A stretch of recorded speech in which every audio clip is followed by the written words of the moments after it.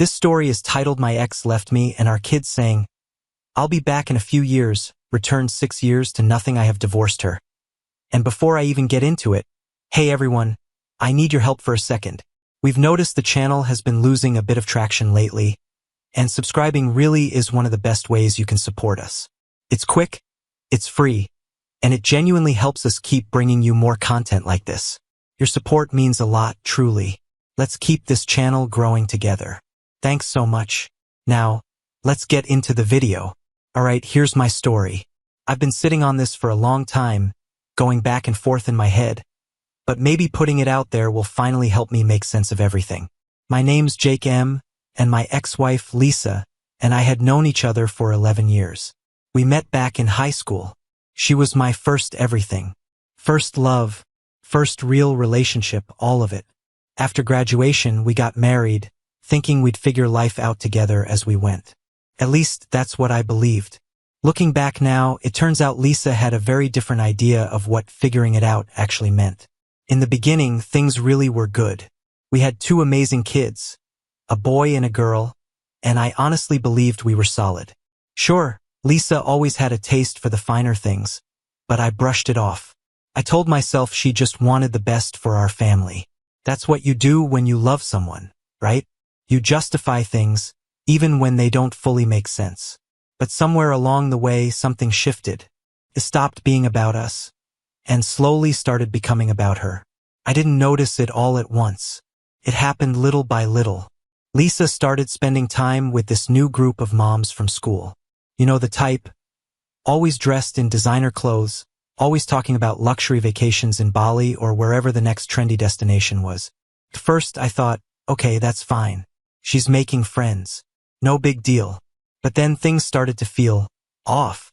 Out of nowhere, she began talking about how we needed a nicer car.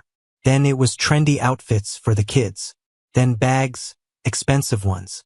Bags that cost more than our monthly mortgage. At first, I tried to understand it.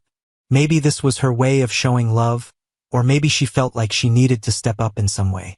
But by the time the 5th Gucci bag showed up in our closet, I couldn't ignore it anymore. I remember standing there thinking, what the hell is going on? Was this just a phase? Or was it something deeper, like a shopping addiction? Things didn't just stay uncomfortable. They got worse, fast. Rent started being late. Not once, but multiple times. The credit card bills kept piling up, higher and higher, and it was getting harder to ignore.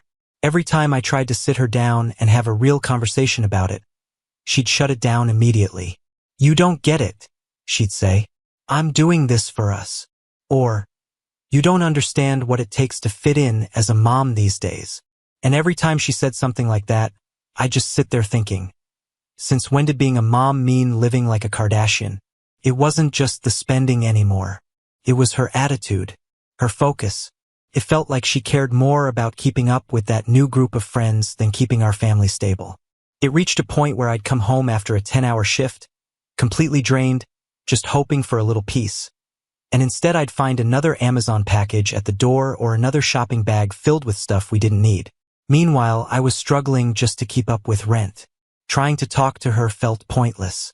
Every conversation ended the same way, like I was talking to a wall. Lisa, you've got to stop. We can't keep living like this, I'd tell her. She'd just roll her eyes. Don't you want your family to have nice things?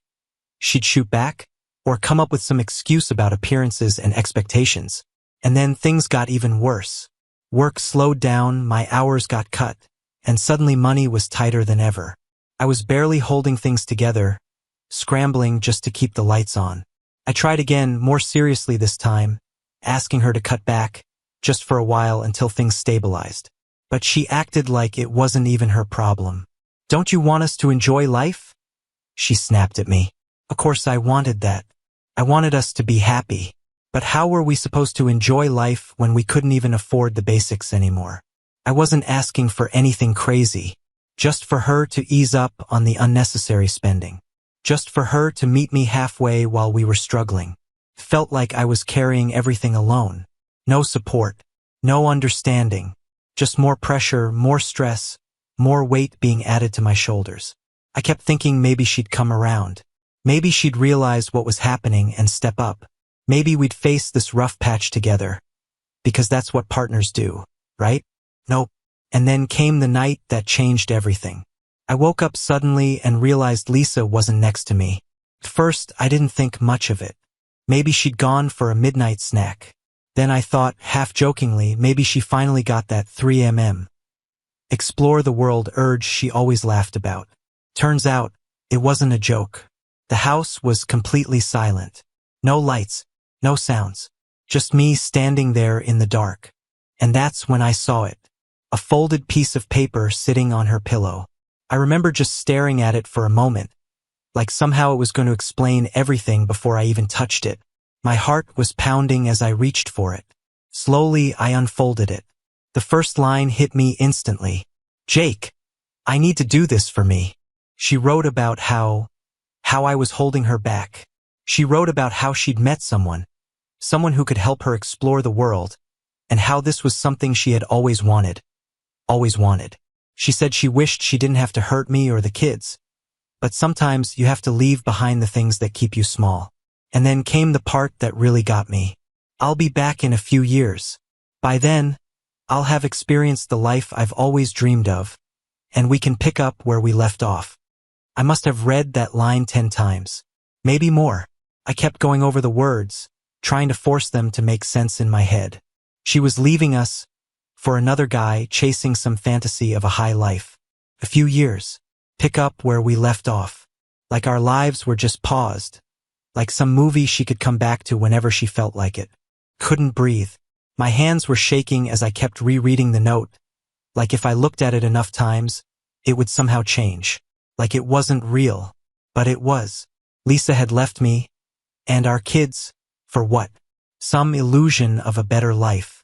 I grabbed my phone and started calling her. Over and over. It went straight to voicemail. Every single time. I called again. And again. Nothing. At some point, I woke the kids up. I don't even know why. Maybe I thought if they called her, she'd answer. Maybe hearing their voices would make her come back. But no.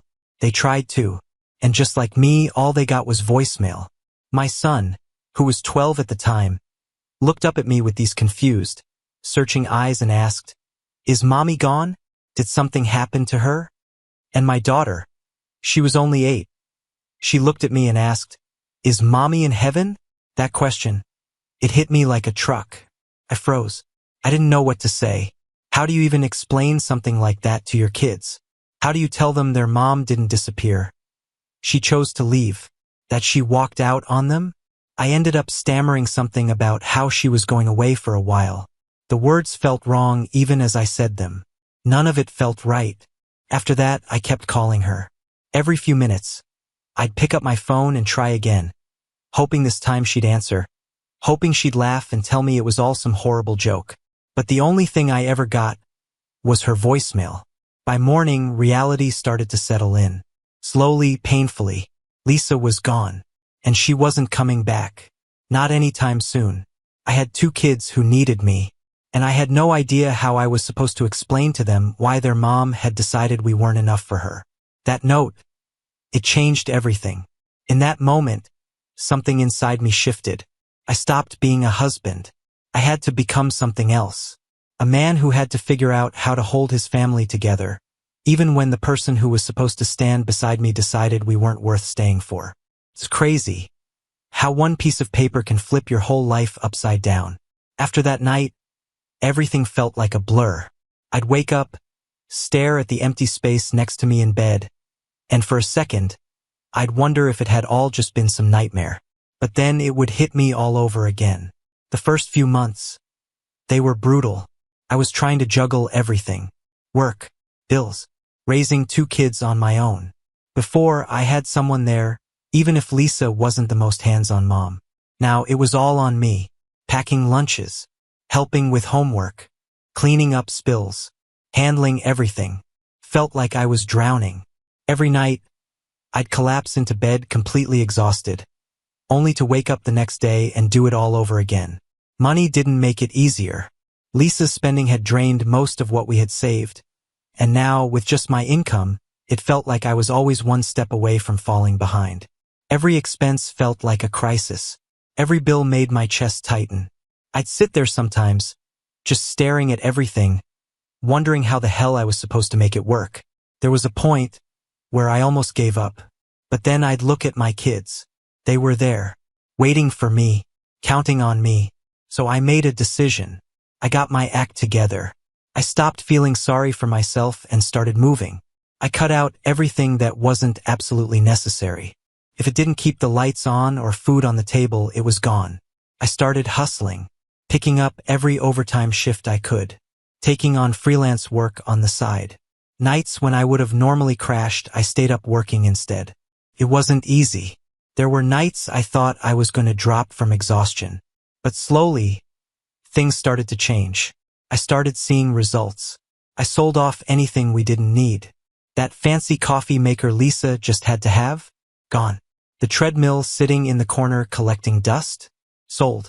And honestly, it felt good. Like I was finally taking control again. At home, I made sure the kids were taken care of. I cooked every meal. Found secondhand clothes for them. Tried to make things feel normal again. Planned little outings. Trips to the park. Movie nights. Ben and Ellie. They were stronger than I ever gave them credit for. Yeah, they missed their mom.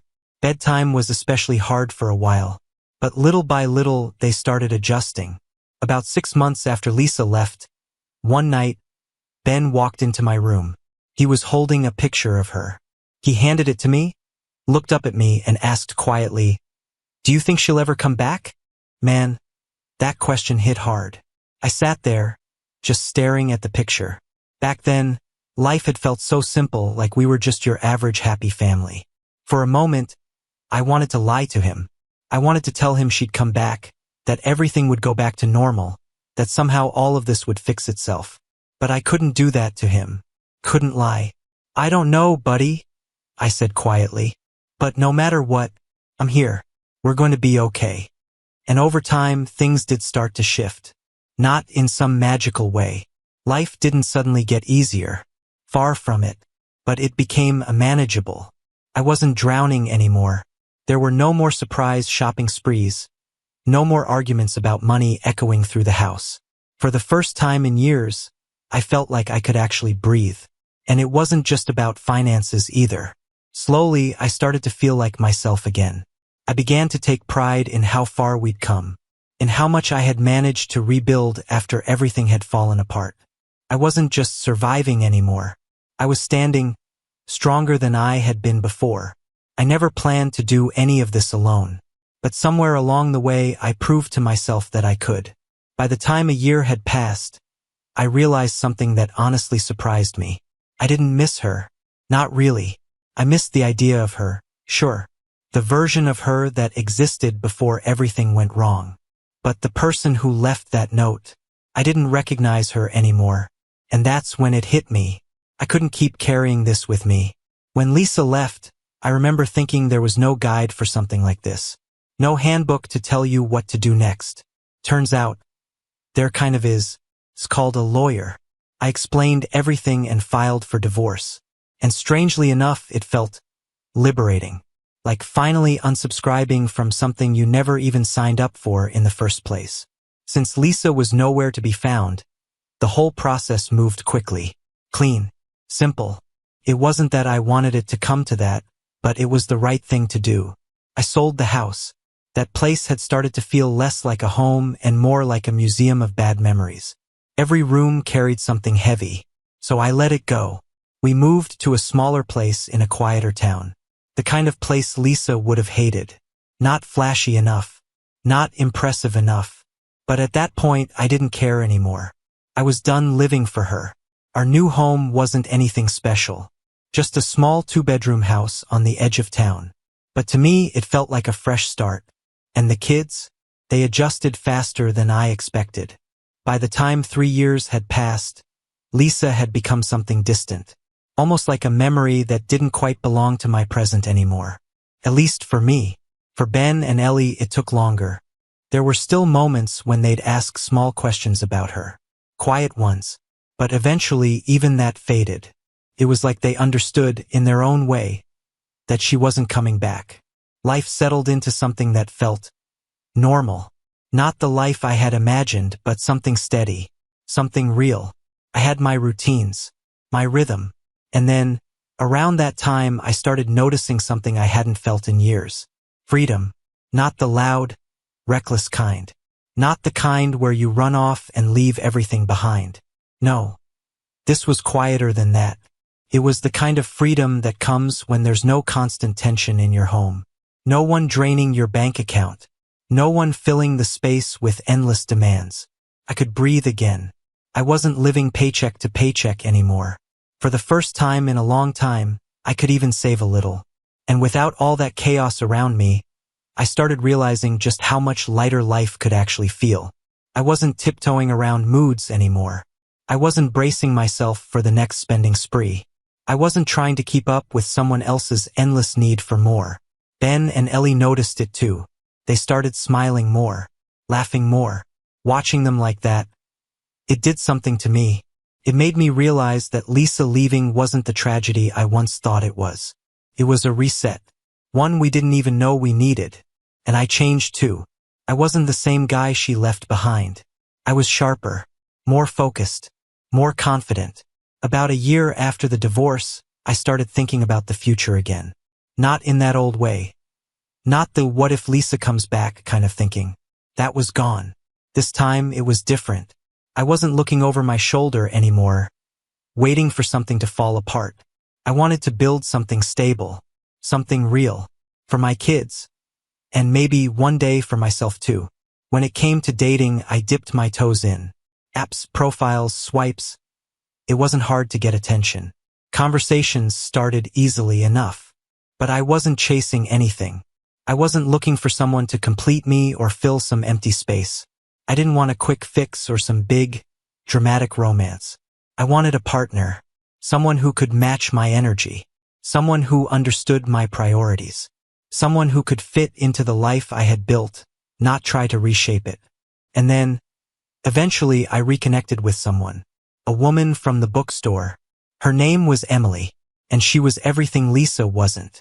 Grounded, kind, real. She didn't care about flashy things or appearances. She wasn't trying to impress anyone. She cared about simple things.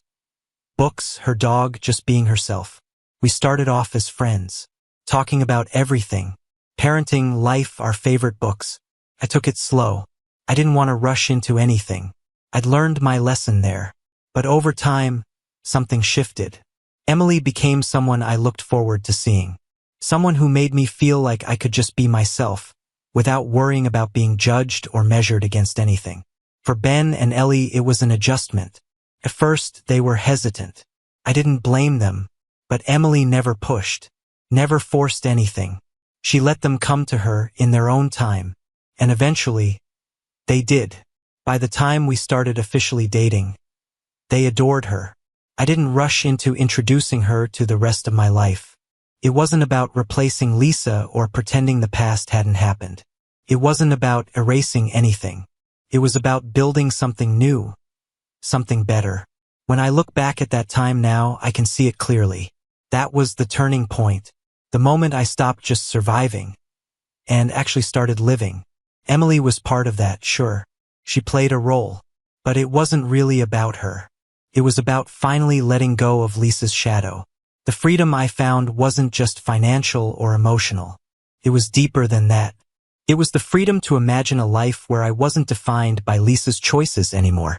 A life where I got to make my own decisions. And then one afternoon, my phone rang. I almost didn't pick it up. I didn't recognize the number. Normally, I would have just let it go to voicemail. But something about it made me hesitate. Something made me answer. The second I saw the caller ID, I froze. It was Lisa. For a moment, I just stared at the screen, like it might explode in my hand. 6 years. 6 years without a single word. No calls. No texts. Nothing. And now, out of nowhere, she was calling me. Part of me wanted to ignore it. Honestly, I almost did. But at the end of the day, we still had kids together. I couldn't just pretend that didn't exist. So I answered. The moment I said, hello, she didn't even pause. She launched straight into it, full panic mode. Jake, what the hell is going on? Who are these people in our house? She yelled. For a second, I genuinely had no idea what she was talking about. What house? I asked. Our house, she snapped, like I was supposed to magically understand. I came back and there are strangers living there, and then it clicked. She was talking about the old house, the one I had sold years ago, after the divorce. Couldn't help it. I almost laughed. Lisa, we don't own that house anymore. It's been sold for years. That's their house now. There was a pause. Just a second. Then she exploded again. Why would you sell our home without telling me? You had no right to do that. I could feel my blood starting to boil, but I kept my voice steady. Calm. There's no our anymore, I said. You left, Lisa. You walked out on us and didn't look back. I didn't owe you anything.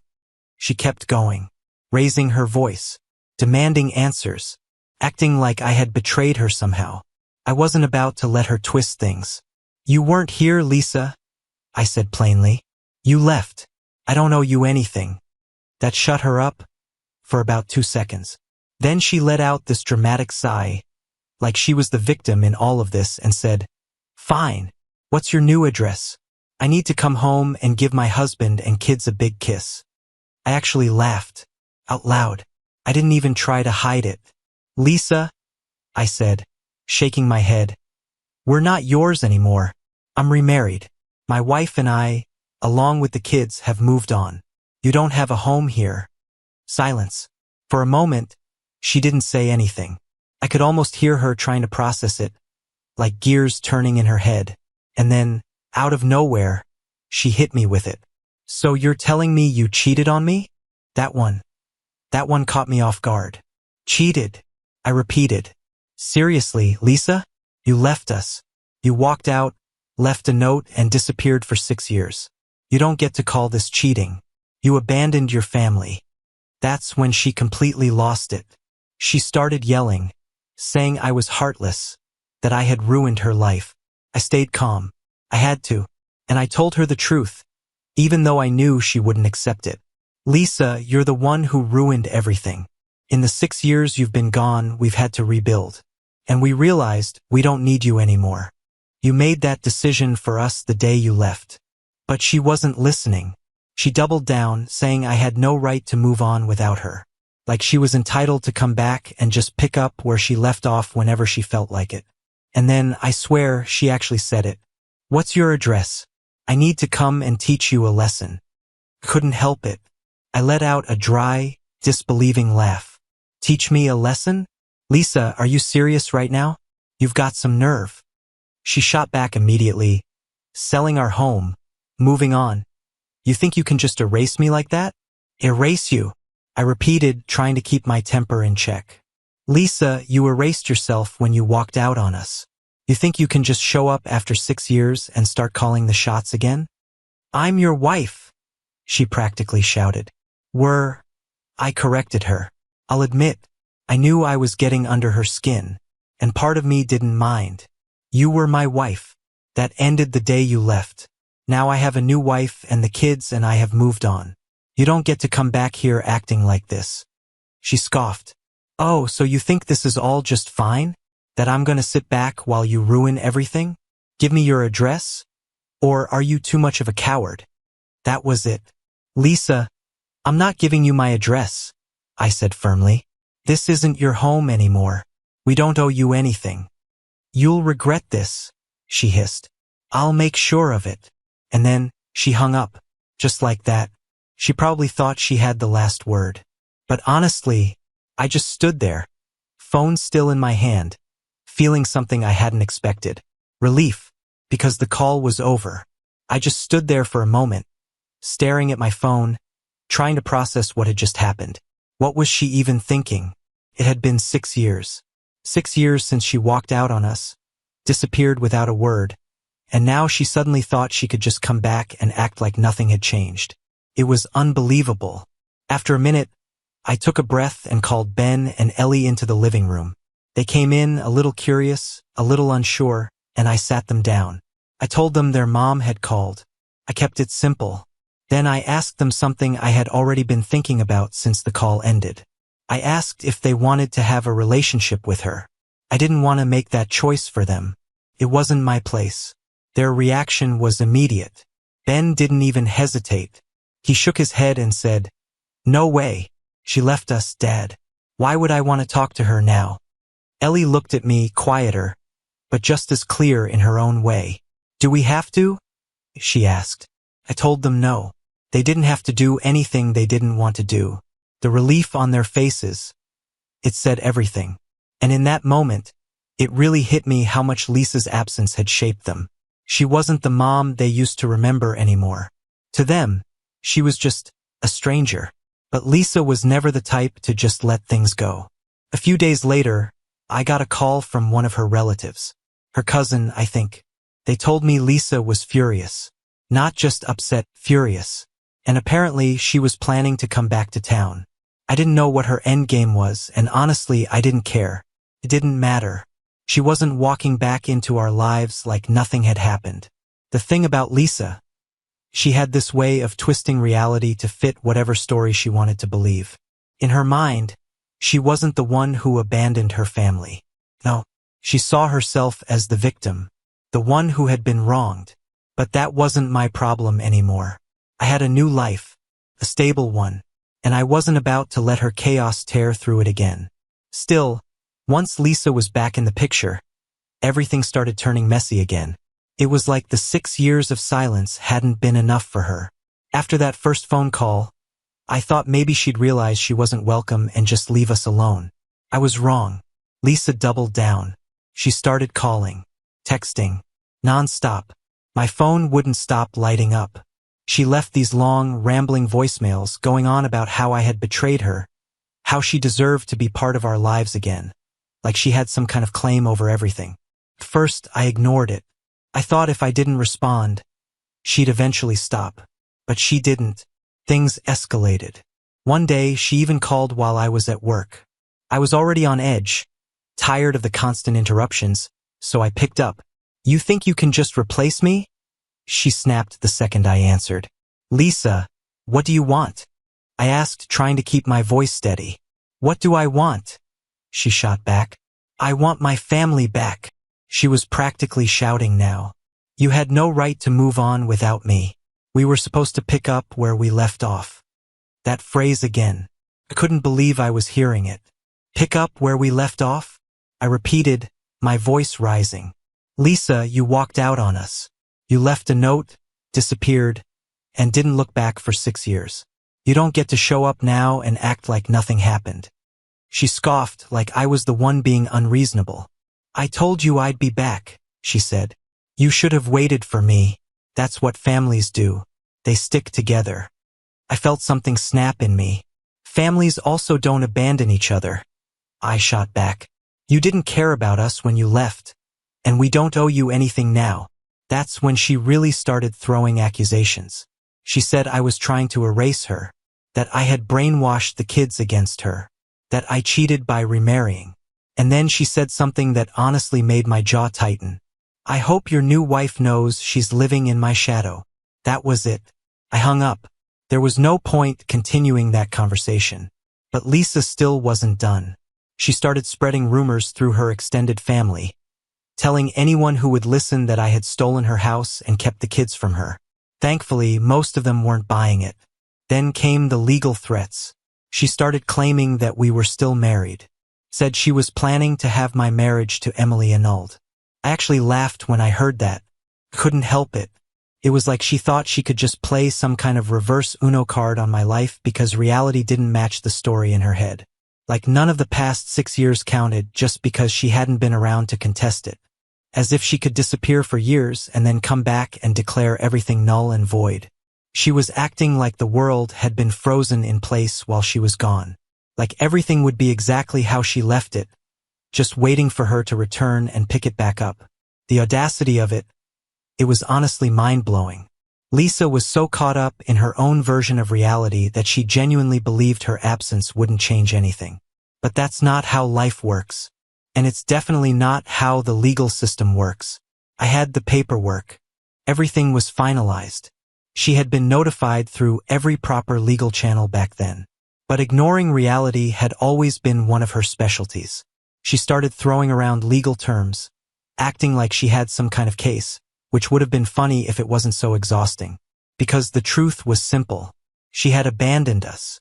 She didn't have a leg to stand on. Emily and I talked it through. And honestly, we weren't worried. Not really. Just annoyed. Because at the end of the day, Lisa's threats didn't feel real. They felt like a tantrum. But that didn't make them any less irritating. I sent her a firm message through my lawyer, making it clear that our divorce had been legally finalized years ago and that she had no claim over my life or my family. I really thought that would be enough to shut her down, but Lisa was never the type to go quietly. Around that time, she went into full-on crazy mode.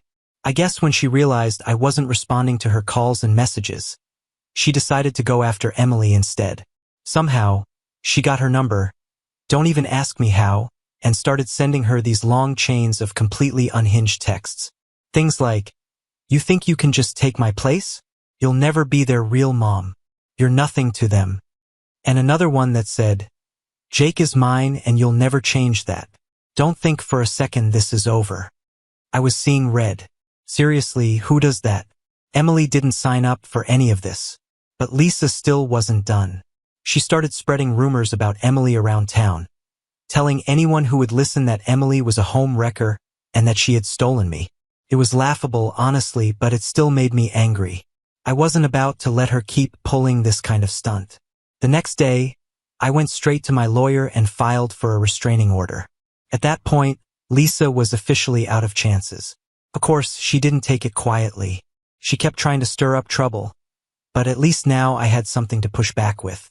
The restraining order gave me some leverage to shut her down. By the time her attempts to force her way back into our lives had finally run their course, I was done. Completely done. I shut her out in every way I could. Eventually, the calls stopped. The messages dried up.